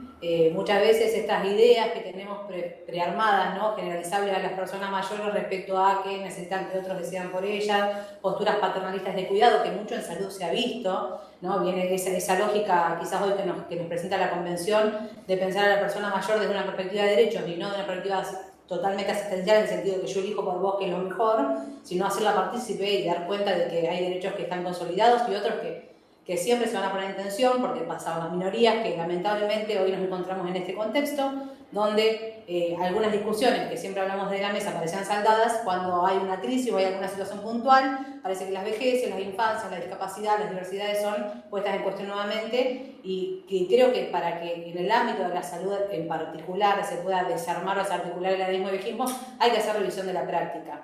Y constantemente uno puede tener el concepto de que es edadismo, que es viejismo, lo hemos visto, hemos dado talleres para tratar de disminuir la brecha entre lo que significa un buen trato, una buena práctica. Sin embargo, uno se tiene que encontrar cada vez con una persona adelante y preguntarse quién es y darse el tiempo de averiguar, ¿no? Y no tanto buscar atenciones que estén desarrolladas a partir de ese preconcepto que uno tiene armado, que es, lamentablemente, o sea, se da a nivel social y lo vamos incorporando inconscientemente. Entonces juegan todos nosotros porque clasificamos la vida de las personas para simplificar la información. Y nada, la idea es que tenemos que ponernos el desafío de cada vez romper más con ese preconcepto y permitirnos darnos el tiempo de conocer quién es la persona que llega a cada espacio.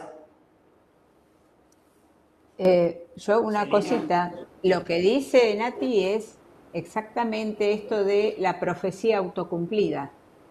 Si a vos, como desde que eras chiquito, te transmitieron que ser viejo es ser algo decrépito, que molesta, entra al abuelo, saca al abuelo, anda a darle de comer, traerlo al abuelo a la mesa, cosificar a este sujeto, no dedicar, no, bueno, nada, tendrá que ver con historias de vida, la idea no es acá poner en tela de juicio cómo han sido los vínculos históricamente, pero la idea es esto de que hay que deconstruir todo el tiempo, en cada espacio, lo que significa la etapa del envejecimiento, porque estamos formateados para, primero, que no se note, si hay viejos, que no se note, cirugías, medicamentos, todo lo que se le ocurra que sea anti-aging está preparado para eso. Y entonces es muy difícil después llegar a la vejez y creerse que vos tenés derecho a estar bien, a participar, a sentirte bien, a juntarte con otros, a, bueno, hacer lo que se te dé la gana, que todo aquello que vos desees y elegir. Parece que el derecho a elegir está absolutamente cercenado en la vejez.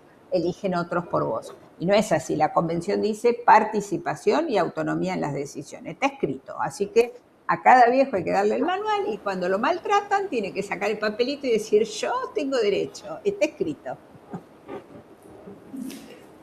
Nos gusta siempre, perdón que sume, plantear la diferenciación entre autonomía e independencia, que muchas veces hemos visto que en distintas propuestas que hemos desarrollado que se confunden. La autonomía tiene que ver con la capacidad de decidir que tiene la persona, más allá de que tenga algún grado de dependencia. Es decir, hay un ejemplo muy clarito que siempre utilizamos, que una persona puede estar en una residencia en silla de ruedas y querer tomar un té, y no porque no pueda ir hasta la cocina en ese momento a hacerse un té, le van a dar un mate cocido, ¿no? La persona tiene la posibilidad de elegir y la gobernabilidad de sí, que tiene que ver esto de decir, bueno, cuál es el proyecto de vida que quiere, cómo lo quiere llevar adelante, y después lo que tenemos que hacer todos es acompañar con los apoyos necesarios para que eso suceda. Pero bueno, marcar eso específicamente respecto a lo que significa la autonomía y la toma de decisión en el proceso de envejecimiento en general. Estamos llegando, digamos, al final de este encuentro de hoy, que ha tenido, digamos, tantas dimensiones. Todavía nos queda aquí un comentario de Norma que dice: se requiere una pedagogía del cuidado de la vejez para ser tratados con el respeto que merecen todas las personas. Creo que además de muchísimas intervenciones, creo que hay muchas intervenciones que tuvimos el día de hoy que no eran exactamente preguntas, con lo cual también siento que todos los quienes nos están acompañando en este curso de verano se sienten parte de una comunidad de aprendizaje, se sienten habilitados para aportar, y la riqueza es en ese sentido enorme, ¿no? No es el tema de el panel sabe y las personas que nos están escuchando no saben, sino que nos vamos enriqueciendo recíprocamente con un tema que es enorme, un tema que todavía tiene tremenda cantidad de interrogantes y además una distancia grande entre la construcción progresiva de un discurso y que ese discurso se transforme en realidades conducentes para las personas que efectivamente, digamos, están viviendo digamos, estas situaciones. Se me ocurre, digamos, una reflexión final sobre el tema, y lo digo desde un lugar medio particular, digamos, por ser pediatra, digamos. Quiero decir, digamos, nada de lo que uno sabe de pediatría habilita para infantilizar a las personas mayores. Nada. Nada, absolutamente nada. Y ojalá incluso cambiemos terminologías, digamos. Es decir, que no solamente la jerga, la forma de tratar, el cuidado, sino palabras clave, como por ejemplo pañales, por ejemplo, digamos, que inmediatamente remite a la idea de que estamos volviendo, como si la vida fuera una especie de ciclo, digamos, donde uno finalmente vuelve a la infancia. No vuelve a ninguna infancia, definitivamente. Y otra cosa que también me parece pertinente es, digamos, para las personas mayores y especialmente para las instituciones, también rige la ley de salud mental. Digamos, tengámoslo muy presente porque en algunos casos hay situaciones, digamos, problemas o comportamientos que no tienen nada que ver con ningún problema de salud de base, sino con el reglamento de la institución. Tiene que ver con la regla de juego, tiene que ver con la forma de cuidado. Digamos. Incluso tiene que ver, lo digo así porque estas cosas no hay, pero que las hay, tiene que ver incluso con iniciativa de las cuidadoras vinculada al uso de psicofármacos adentro de las instituciones. ¿Sí?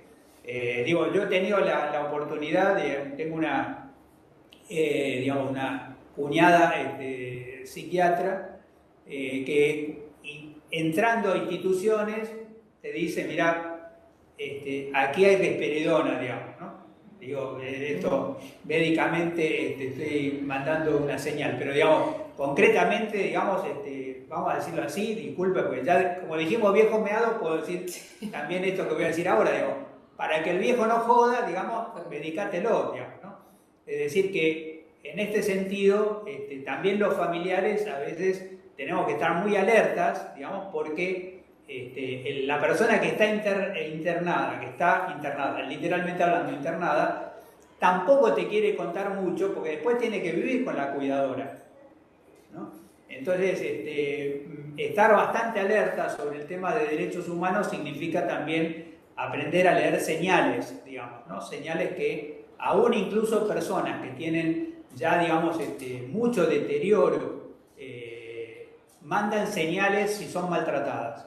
¿No? Estamos preparados para pensar maltratos en la infancia. También hay que pensar maltratos tanto familiares como institucionales en las personas mayores. Bueno, creo que hemos hecho un paseo, digamos, extenso por la complejidad del tema y quizá nos quedamos cortos en el tiempo y en la cantidad de dimensiones que tiene esta problemática, pero como señalaba Celina, digamos, miren ustedes las proyecciones demográficas y empecemos a pensar otra sociedad que sea capaz de no dejar a nadie afuera.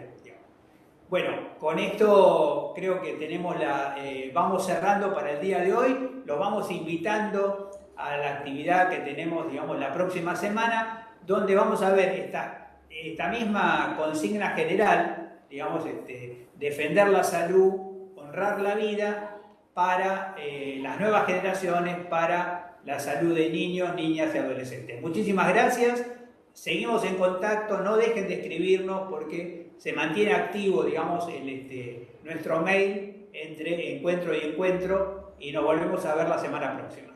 Muchas gracias.